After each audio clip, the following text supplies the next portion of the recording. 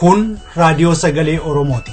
Raadiyoon Sagalee Oromoo torbanitti guyyaa 3 wixata roobii fi sanbata galgala keessaa sa'a 7 hamma 7 walakkaatti kan isiniif darbu. Tamsaasni dambalii gabaabaa meetir baandii 16 yookaan kiiloo heerzii 17,850 fi karaa intarneetii oromovoice.org darbu kun amma jalqaba. Kun Raadiyoo Sagalee Oromooti. Dhaggeeffattoota keenya kabajamoo akkam jirtu? Har'i hagayya 17 bara 2016. Qophiileen keenya har'aa tibbanaa fi malli jireenyaa tartiibaan qophaa'anii jiru. Waan Oromiyaan keessa oole kan quba nu qabsiisu oduun har'aas qophaa'ee jira. Ana Ayyaantu Dameeti. Amma gara oduu har'aatiin isin dabarsaa itti dhiyaadhaa. Akka moltan oduu isaati kanaaf qabnu sin dhageessisaan Abasaa Waaq jiraate. Biyya keessaa diddaaf mormiin bifa adda addaatiin jabaatee wayita jirutti biyya alaarraa immoo deeggarsi mormii biyya keessatti gaggeeffamuuf godhamutti fufee jira. Odeessi nu ga'aa jiru akka hubachiisetti ummati Oromoo fi ummati Amaaraa naannoo isaaniitti diddaa isaanii bifa adda addaatiin itti fufanii jiran. Mootummaa wayyaanee immoo diddaa kana dhaabuun shira garaagaraa xaxuu fi hojjechuu isaatti fufee jira. Odeessi naannoo Amaaraarraa nu ga'ee akka hubachiisutti ummati naannoo Amaaraa Gondor keessa jiraatan diddaa alatti ba'uun gaggeessan dhaabuun mana keessa taa'uudhaan diddaa isaaniitti fufanii jiran. Gaafa wixataa kibxataa dabalatee roobii har'aa magaalaa Gondor keessatti sochiin ummataa hedduu akka mul'anne beekameera. Ummati mana otoo hin bahin mana keessa taa'ee diddaa isaa akka ibsatu waliif dabarsuudhaan alatti ba'uu waan didaniif sochiin isaanii otoo mul'atin hafeera. Diddaan mana keessa taa'uun agarsiisan kun aga kamisaa boruutti kan itti fufu ta'uu odeessi nu ga'e kun hubachiiseera. Haaluma kanaan kan wal qabatee dhalattoonni naannoo Tigraay kan naannoo Amaaraa keessa jiraatan sodaarraan kan ka'e achirraa ba'anii gara naannoo Tigraay fi Finfinneetti godaanaa akka jiran beekameera. Diddaan naannoo Amaaraa kun gara Walloottis itti fufee iddoo garaagaraatti adeemsifamaa akka jiru beekameera. Kana malees naannoo Goojjam Darba Maarqos keessatti diddaan kuniif mormiin kun gaggeeffame humna wayyaaneetiin addaan bittimeera. Namoonnis rukutamanii akka jiranii fi madoon akka mul'ate beekameera. Haala kana kan wal qabate naannoo Amaaraa keessatti kan argamu bulchiinsa naannoo Oromiyaa keessattis ummati diddaa gaggeessuuf yaalii godhee humna waraanaa wayyaaneetiin addaan bittimuun beekameera. Haa ta'uti naannoo Amaaraa keessatti ammatti diddaa fi mormiin dho'uudhaaf karaarraa akka jiruu fi ummati waa xiqqoo eeggachaa akka jiru beekameera. Basaasonni wayyaanee sadarkaa dhimma kana fashalsuuf yaalii adda addaa godhanis aga yoonaatti itti milkoofne jedhameera. Gara Oromiyaatti yoo deebinu immoo diddaa Oromiyaa keessatti gaggeeffameen ajjeechaan ga'ee guddaa wayita ta'u namoonni hidhaman lakkoofsi isaanii hedduu akka ta'e beekameera. Namoonni hidhaman immoo eessatti akka hidhamanii fi maatiin isaanii namoota hidhaman gaafachuu akka hin dandeenye beekameera. Haa ta'uti odeessi keessa wayyaanee irraa ba'ee akka hubachiisutti hidhaan kan gaggeeffame manneen hidhaa adda addaa fi manneen hidhaa kan dur hin beekamne garuu amma qopheeffaman akkasumas bulchiinsa garaagaraa keessatti gaggeeffamaa akka jiru beekameera. Manneen hidhaa gurguddaa ta'e kan ammatti hojiirra oolaa jiru Xoollaay, Sanqallee, Ursoo, Awaash Arbaa, Zuwaayee akka ta'e illee odeessi nu ga'ee hubachiiseera. Kanaan kan wal qabatee dargaggoonni ammas wal gurmeessuudhaan caasaa wayyaanee bakka adda addaatti barbadeessaa akka jiran beekameera. Namoonni wayyaaneef ergamanis bakka adda addaatti gorsi itti kennamaa wayita jiru kanneen didan irratti immoo tarkaanfii fudhachuun itti fufee jira. Muddama guddaa keessa kan seenne wayyaaneen magaalota gurguddaa kan akka Finfinnee, Adaamaa, Dirree Dawaa fi Naqamtee fa'aa keessatti namooti haaraa yoo argaman akka hordofaman ajaja dabarsuun ishii beekameera. Magaalota gurguddoo keessatti namooti yoo nama bulchanillee dursanii warra gandaatti deemanii akka beeksisan ajaji kennamuunsaa beekameera. Hoteelotis namoota bulan akka galmeessanii fi waraqaa eenyummaa isaaniirraa odeeffannoo argame gara poolisiitti akka gabaasan ajajitti kennamu odeessi nu ga'ee hubachiiseera. Kanumaan kan wal qabatee naannoo Finfinneetti sochiin addaa yoo ka'e jechuudhaaf humna addaa kan Tigraay naannoo garaagaraa keessaa babba'ee naannoo sanatti kuufamaa akka jiru beekameera. Humna addaa kun tarkaanfii addaati jedhee kan shakke yoo jiraate tarkaanfii humnaa fudhachuuf ayyama kan qabu ta'uu odeessi kun hubachiiseera. Gama kaaniin meeshaa waraanaa gurguddaa kana Gaambeellaa fi Oromiyaa kibba lixaa keessaa gara Tigraayitti ol dabarsuun ammasitti fufee jira.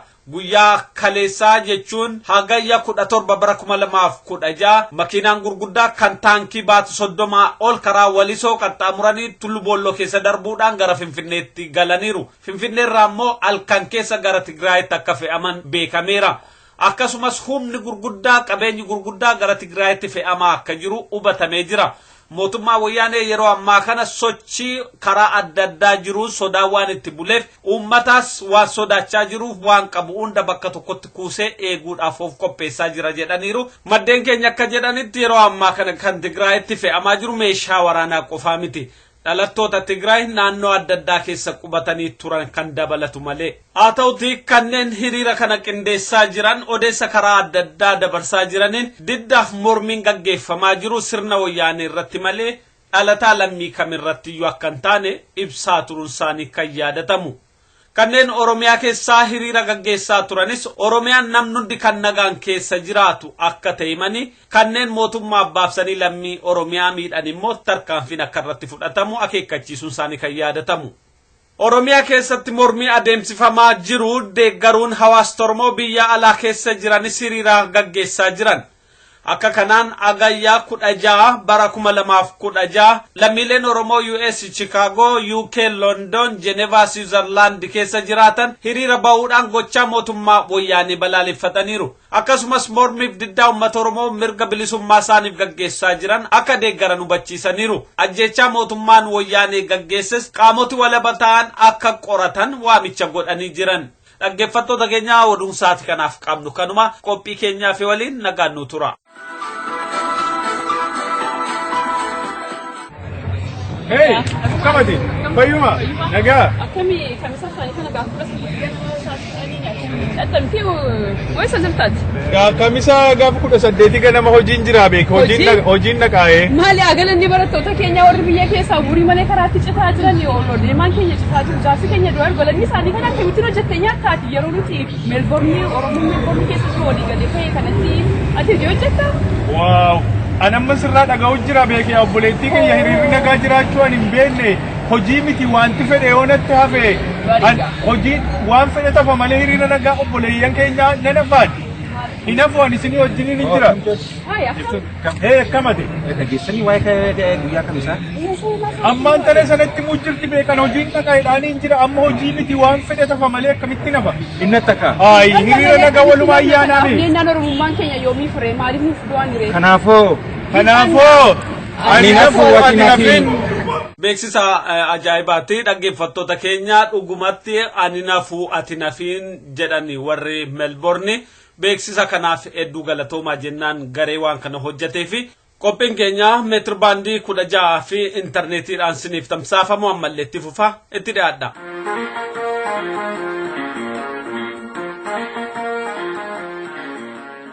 Qophii tibbanaa.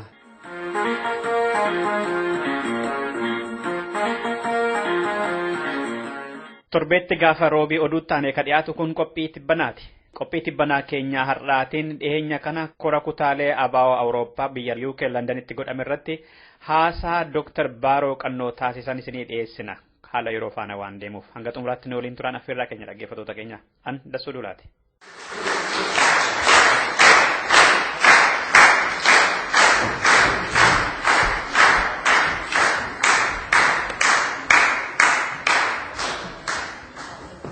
Mata Oromoo har'a qophii kanatti argamtu dhuftan baga nagaan dhuftanis biyyeedha. Mata duree naa kenname wajjin haala biyya keessatti deemaa jiruuf immoo maal gochuu qabna kan jedhu irratti dubbii gabaabsee himuu barbaada. Dubbii kana iddoo sadiitti hir'atee jira. Inni tokkoffaa Oromoo jechuun maal jechuudha? Nuyi Oromoo yoo jennu maal jechuudha? Inni lammaffaan immoo haala amma biyya keessatti deemaa jiru maal fakkaata? Gara kamiin deemaa jira? Inni sadaffaan immoo maal gochuu qabna kan jedhudha. Isa duraarraa yoo jalqabe Oromoo jechuun kun maal jechuudha? Maaliif har'a namoonni amma ollaa kan keessa jiraatan jiru maaltu adda nu godha? Nus dhala namaatiif biyya kana hojjetee jiran maaliif Oromoo jechuun saba nagaa barbaada? Kunoo yeroo eebbis illee majaajiliin kenna. Oromoo nagaa bulte, ollaan nagaa bulee, muki nagaa bulee, horiin nagaa bulee, Oromoo saba nagaa barbaada jecha. Saba harjaa, saba garraamii, saba walqixxummaa, saba mirga namaatti hin tuqne.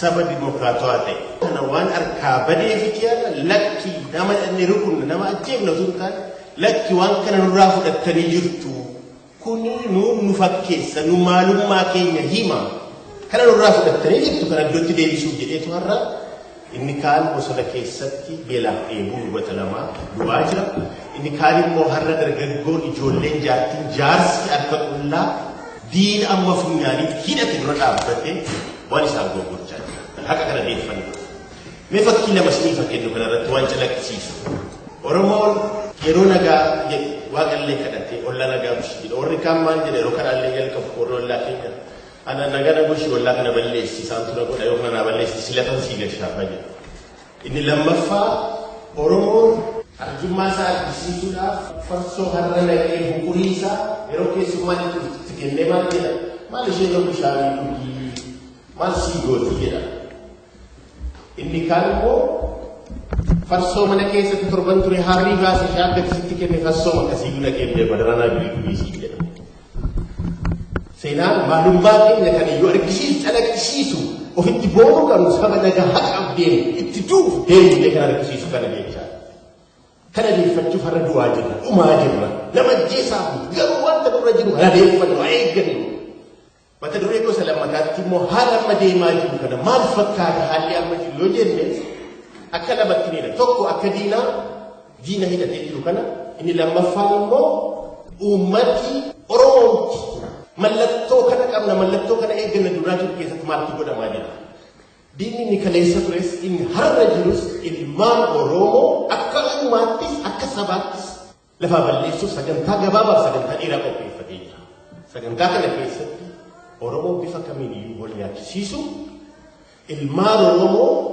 maalummaa eenyummaa isaa bakka inni dhukkubsanne keessaa fuunee maalummaa qarshii keessa kaa'u sammuu jaallummaa saba isaatiif qabu keessaa fuunee sammuu ofittummaa keessa kaa'u kutaaf amantiidhaan akka inni oliin bullinne keessatti xurii hammeenya keessatti hidhu dhaabotaaf hogganoota dadhaboo ta'an dura taa'anii kan ta'an keessatti babaay'isu akkasuma adda bilisummaa Oromoo immoo yoo danda'an balleessu yoo dadhaban immoo dadhabsiisu karaa kamiin itti bobba'anii akka dhaabi kun dadhabuuf namoota gochaa jiru fakkii isinii keenya fakkii xiqqaa waan baay'ee jiru yeroo ammaatti mee addana keessa namoota addana keessa jiran mana bitattan illee hin jiran biyya galtan isin jedhu garuu mana hidhaa guutuu keessatti kan nagadisiisu namni dhaqee mana hidhaa mataa isaatii yaadattu nagadisiisa tokkodhaa jedha inni lammaffaan jarri warri hara nu bitan kun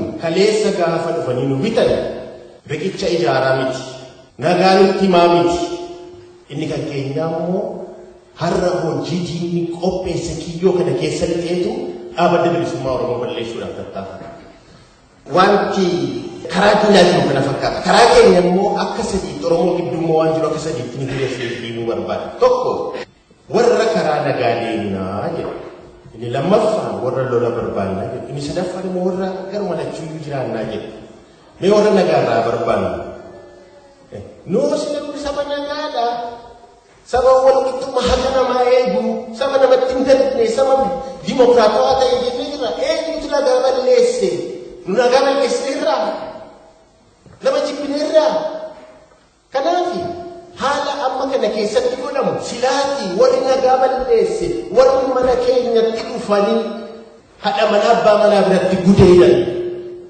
ijoollee xixiqqoo haadha abbaa biratti ajjeesanii yeroo abbaa maatii humna dhabanii biratti dhaggeeffatan warri kunutu silaati lakki yaa Oromoo dhiifama nuu godhate dhuguma saba eebbifamaadha saba nagaadha jedhee dhiifama gaafateetu silaa dhufuu qabata nuutu kana deemnee waggaadhaan nagaa jennee bara baraan seenaan bara Jeneraal Taaddasee Birruu nutti himaniiru bara Waaqoo Guutuu nutti himaniiru bara kabajamtoota gootota Elemoo Qilxuu hundumtuu yeroo dhufaa jiru har'a yoo kana jennee deemne uummata amma ka'ee kana jiru iddoo onnachiifne kayi deemne jechuurraa nagaa buufna jechuun maalitti gad deebisuu qabu kanaaf itti kaasuudha kan barbaachisu kanatti tokko lammaffaa warra lola barbaanne jedhu addunyaa kanarratti namni haqa jiru kanaaf ofirraa hin falmatin dabarsitee of hin kennin jedhu akka dhuunfaattis akka mootummaattis jira jedhee hin yaadu. Yoo akka dhuunfaatti jira ta'e namni kun nama mataan deemee miilaa yaadu tokko. Akka mootummaatti immoo jira taanaan warra dheebuudhaaf dhiiga namaa dhufu warra beelaaf foon namaa nyaatan. Kanaaf warra hin lolla jedhuuni dugda kutii gatii jettee bira dhaabbachuu jabaa haqa kee kanaaf itti fufi jechuu qaba. Sadaffaa immoo warra giddu galeessa deemna jedhan rakkoo jirutti akka miidiyaa adda addaa irratti argaa jirutti iddoo adda addaa irratti hubachaa jirutti xiinxala kennina jedhanii maali yoo toles karaa kana buteen gaariidha yoo ta'es immoo akka kanatti deemnaa maali biyyi kuni akka kanatti toluma danda'ee deemaa jedhanii giddu galanii jiru. Garuu rakkoon tokko waan isaan irraanfatan nuyi Oromoon haala addunyaa itti sirniin kun itti bulu keessa hin jiru isaan nagaa ta'anii ijaarratanii wanta paartii liberaal jedhu tokkotu jira. Nuyi sarran ga'in jirra gadaa maalummaa keenya yoo ijaarratin jirra. Dura Oromummaa kana gadhaabnee Oromiyaan bilisoomtee ergasii booda liberaaliinis waan barbaadde yoo ta'e Oromiyaa keessatti. Garuu ammaaf kan jiru Oromiyaa sana gadhaabuudha kan dura jiru. Amma fedhalleetti dhumne itti bannee itti beelofnetti dhumne isa gadhaabuu nurra jira. Gabroonneerra salphanneerra banneerra xiqqaanneerra gadheenis nu bittee jirti. Garuu maal gochuu qabna? Tokkoffaa wanti gochuu qabnu of kennu yeroo isiniin jedhe waan baay'ee nama of kennuu hin danda'a. Horiidhaan of kennuu hin dandeessu, beekumsaan of kennuu hin dandeessu, humnaan of kennuu hin dandeessu. Kana utuu of hin qusatin ofii kee caalaa dhimmi saba kootii kun natti dhagaaman dhukkubsa kennee of kennu. Namoonni baay'een maal jedhan ani dhaabaaf kennuun barbaada adda bilisummaa garuu karaa masaan dhabee eessatti akka adda bilisummaa Oromoo yoo kennuu barbaadde sagantaa qaba weebsaayitii isaa jira namoonni adda addaa jira jedhe. Maali isaan ooliranii jiru isa kamii fakkeenya abaawoon tokkuma jiru namni ol jijjiirin jiru. Ani har'a haqa dhugaa sitti hima abaawoon tokkuma jira. Yommuu akka inni tokko jira jettan addana keessaa tarii namoonni lakkii maaliif kana jedhaa jettan qoqqoqamummaatti kun haqa keessa mirga keessa garuu akka inni tokko jiru sitti himuuf jedha. Yoo barbaaddan Eurooppaan paarlamentii dhaqaa eeyyatu isin dubbisaa jedhaa gaafadha. Yoo barbaaddan Biriitishii addanallee dhaqaa gaafadha abaawoo isin dubbisaa jedhaa gaafadha. Yoo barbaaddan immoo dirreellee abbaan barbaadu basaasamman ta'initti gaa dhaqee ilaaluu hin danda'a dirreessi. Kanaaf abaawoon tokkuma jira abaawoon lama sadii hin jiru. Sanamni odeessisu. Kanaaf abaawoo har'a tokkuma jira isa gargaaruu hin dandeessu bira dhaabbachuu hin dandeessu akkasitti naaf hubadha. Lammaffaa cichoomina qabaachuu. Cichoomina yeroo isiniin jedhu yeroo baay'ee amma namni har'a paaltookiidhaan feesbuukiidhaan miidiyaa adda addaadhaan maali duubanne isin eessa jirtu kunoo jarnooti duulanitti eessa jirtu unuma jirra abdiin kutatidha jirra jedhaa. Kunoo bilisumti kunuma goona jennee itti amanu rakkoon jirtu garuu maayini karaa isheen itti bilisomsu sana irratti ol deeggaru ol gargaaru ol bira dhaabbachuu ol jabeessu. Inni taa'u ayyaana laallattummaarraa fagaachuu diduu. Ayyaana laallattummaa yeroo isiniin jedhu waan saba keessanii kanaan ofirrallee yoo dandeessan ofirra darbaa jaalladha. Garuu biyyi nuyi keessa jiru akka tasaa ta'e akka nuyi of jaallannu nu godha. Maaliif haalli addana keessa jiru hundumtuu mataa isaa fiiga hundumtuu mataa isaatiif waa godhata akka nuyi of jaallannu nu godha. Garuu maa of jaallattan hin jedhan namoonni biyya kanaa haalli isaa akka isaan of jaallatan godhani hundumtuu basic necessity yookaan kan kiraayii manaa isaa kaffalatee daabboo isaanii nyaachuu danda'u ni qaba. Kanaafiti akka of jaallatu godha. Namni keenya immoo warra kan nyaatee bulu dhiisi. Akka inni hojjetatee jooree hin bulleessa inni jooree jawwarate harkaa fuudhu akka inni qotee hin bullee lafa isaallee irraa fudhatu akka inni nagaan illee hin jiraanne nagaa dhoowwatu. Kanaaf ofirra darba saba keessa jaalladha. Maaliif haala isaa of sin jaallachiisu kanallee akkasitti ilaala bira darba. Inni dhumaa tuqaa koo wajjin waan hin jechuu barbaadu qaanii seenaa jalaa of baasuu qaanii seenaa keessa jalaa of baasuu yeroo isiniin jedhu uummata keenya kabajamee salphate uummata keenya guddatee xiqqaate uummata keenya beekee wallaale uummata keenya dhungatee ciniiname uummata keenya jaallatee jibbame uummata keenya har'a beekaan utuu buluu gadhee gaddeebituuf hattuuf gantuun itti namnitee bushitu kana yoo teenyee ilaalle Riilii seenaan gaaf tokko sin gaafachuuf deema.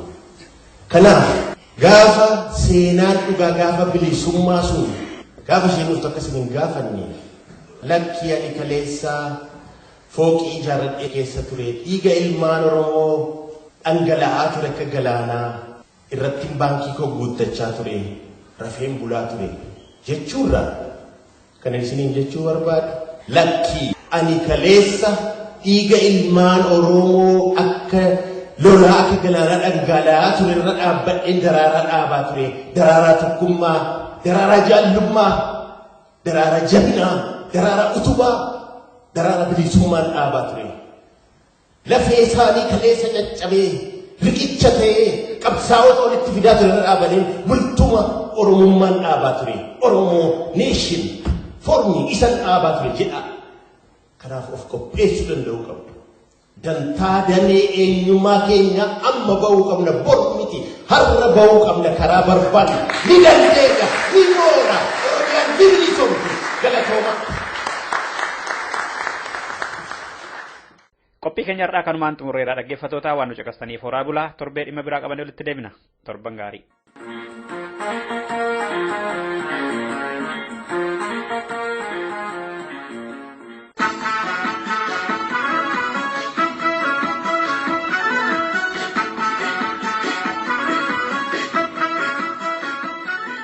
Akkam jirtu dhaggeeffattoota keenya kun sagantaa mala jireenyaati ani qopheessaan keessan Aliyyi Galatooti itti dhiyaadha.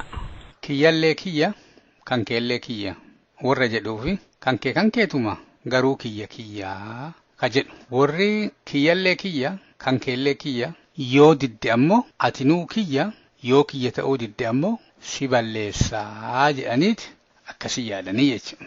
Warri kan keeti kiyya ammoo kiyyaa warri jedhu ammoo wama warri kun illee akkana yaadu seeti akka ofii yaadurraa warra kaani nagayaan haasaatti toluun amalatti toluun walii mari'achuuf qopheessuun yaalii adda addaa godhaa jechuudha.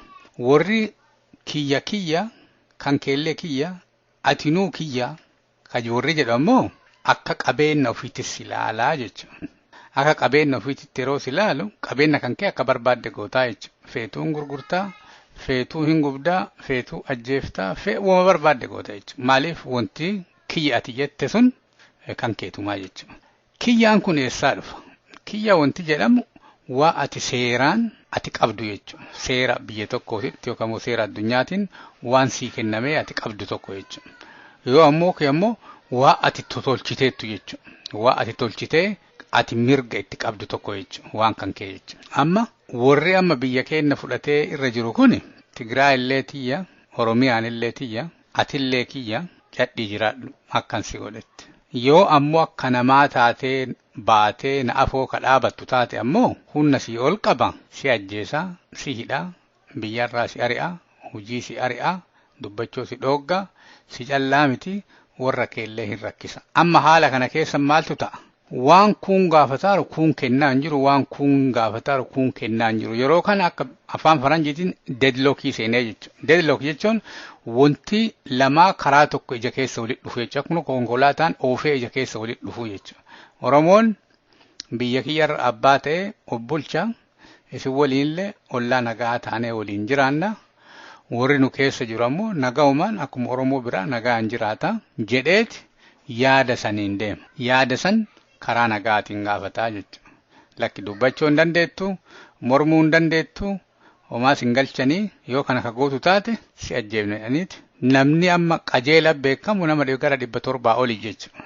Yoo tana 3,000, 4,000, 5,000 yoo dhumate maaliif bakka namni irraa argeeti suuraa kaasee maqaa barreessee nama himurraa lakkoofsi kun beekama malee Oromiyaa guutuu nama bad beekuun baay'ee rakkisa. Warri amma Oromiyaan tun teenna jedhu uma tokkitti harkaa qaban. Wanti isaan Oromiyaan teenna jedhaniif meeshaa waraanaa hidhataniiti wama kan kee kana abbaatti ta'anii jechuudha. Atini waan kan kee kana ka deebitee abbaatti ta'uu dandeettu yoo harka isaanii micciirtee irraa fudhatte calla. Karaan biraa waa isaan sii kennan waa isaan hin miine yeroo isaan barbaadanitti fudhachuu jechuudha. Filmaatuma lama jira. Yoo waan kan kee ofii deebitee fudhachuu ka dandeettu taate deemtee fudhachuu yoo fudhattee kan dandeenye taate haalli kasiin tolle taate immoo haala san mijjeessu. Isaan ammoo wanti kun kiyya hunnaan dhufee qaraa sirraa fudhadheera, qaraa nama hedduu ajjeesee fudhadheera, nama hedduu qe'ee irraa buqqisee onna jedheera,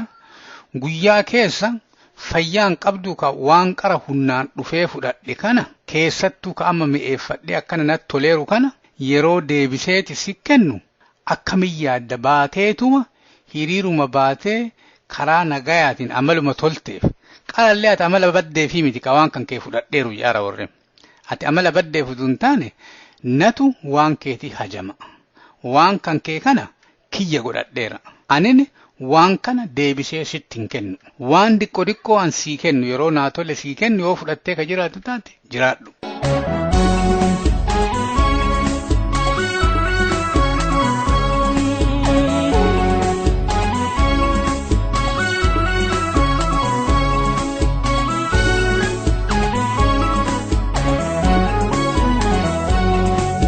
Allaattiin gammoojjii osoo dubbatte qurxummiin galaanaa afaan baafatte lafee lammii koo awwaalcha dhabee soora bineensaa tahee abbaan lafaa dhabee lafasaa sooree alagaan irraa jiraata takkaa falatee lafasaa irratti kan siraan bulaa qonni hafeeti takkaa falatee lafasaa irratti hojjetee bulaa qonni hafeeti.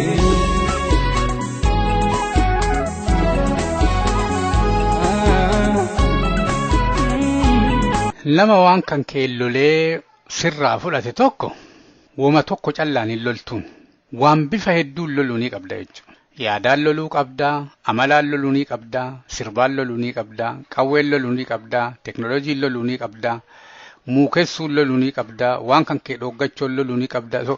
Waan hedduun loltaa jechuudha waan nama si dhooggate tokko maaliif takkaffaa akka lola qabduu mul'isuu qabdaa. Akka isaan hundan godhanne gargaarsa isaanii ta'uu dhaabuu qabdaa. Cinaa kan kee ammoo gabbisuu qabdaa.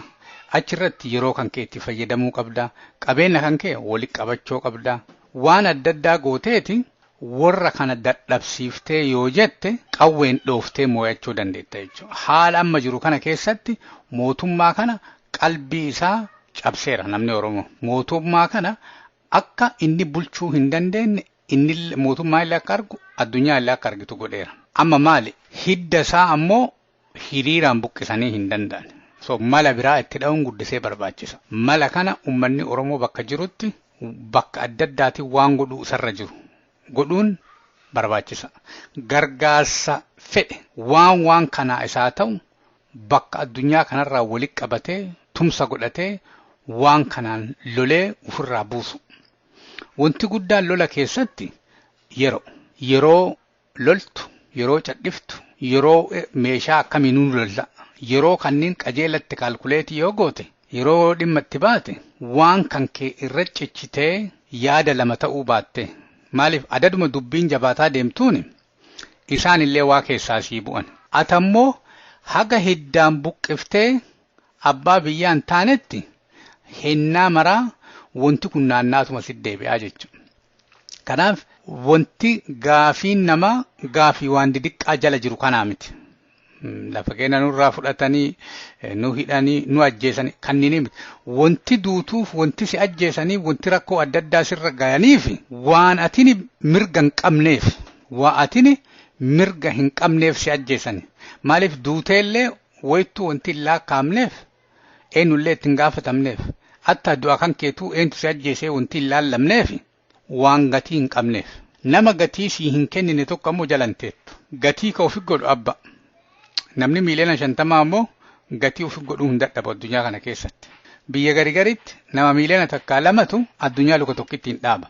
Addunyaa kana keessatti yoo namaa wal lolullee dadhabde nagaa dhogguu hin dandeetta. Biyya guddatte kana keessatti hoo barreessaniillee nagaa wal dhooggan. Kanaaf yoo lolullee dadhabe namni tokko akka namni si miidhaaru sun nagaan hin jiraanne godhuu uma dandeetta. Akkuma biyya Oromiyaa keessa godhamaa kana jechuudha. Kanaaf haalli amma jiru kun waan amma deadlockii fakkaateera jechuudha. Warri waa Oromoon barbaadu kana tokkichallee hin kennu. Haga Oromoon humnaan waan kana fudhachuu danda'utti. Kanaaf mootummaa kanatu waan godhaa isatu akkana ta'a yaada jijjiirata nuun mari'ata wanti jedhu irraanfachuu qaba namni. Mootummaa kana harka micciirtee waan kan kee karaa sii danda'ame irraa fudhattu malee wanti sii dhufu hin jiru. Kanaaf waan kana cabsee waa ofii deeffachuu ka danda'u ummata Oromooti. Wanti Oromoo mootummaa harka hin jiru. Oromoo harka jira. Akkitti Oromoo harka jiru yoo Oromoon laafe Oromoonuu qabeenya mootummaa ta'a. Yoo Oromoon jabaate Oromoon biyya ofii deeffateeti abbaa biyyaa ta'eeti nama kaawwanillee faayidaa kennuu hin danda'a. Kanaaf namni martuu akkamitti mootummaa kana dhiibee ofirraa buuseeti mootummaa ofii argachuu akka danda'u irratti ganamaa galgala hojjechuu.